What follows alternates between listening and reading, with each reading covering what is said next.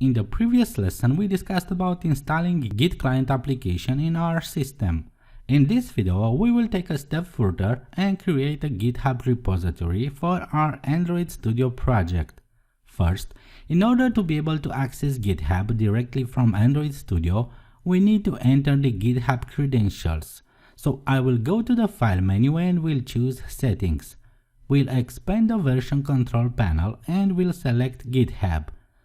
We will leave the default option as the host, which is github.com, and type your GitHub username and password. If you don't have a GitHub account yet, you can create one by clicking the Sign Up link right underneath the password field. This will open a browser that will point to the GitHub webpage located at github.com. Here you can either sign up for a new account or sign in into your existing one. I will use the sign in button in order to log in into my account. After logging in into your account, you have the option to create a new repository. This will be used to host your project on GitHub. I will click the new repository button and we'll start by giving a name to our newly created repository. Let's say Android Studio _test for instance. Then you get to fill the description, which is optional. Currently, there are two types of repositories that you can create on GitHub. A public repository, which can be used by anyone in order to download its content, and a private one, which gives you more control over the persons that will have access to your code. While the public repository is free, for the private one you will need to pay a monthly fee. At this time, this will cost $7 per month. For this example, I will stick with a public repository.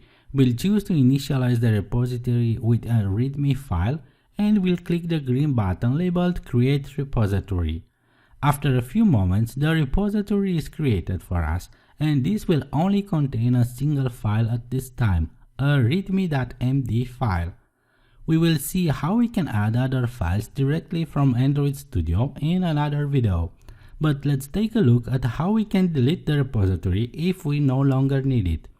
So, if for any reasons you want to delete the repository, this can be achieved by clicking the Settings link on the right hand side, and by scrolling down to the danger zone, we will be able to delete the repository by clicking the Delete this repository button.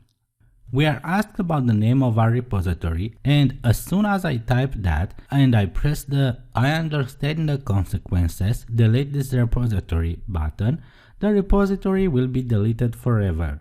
You can safely delete this repository as we will create a new one directly from Android Studio in the upcoming lesson. Thanks for watching.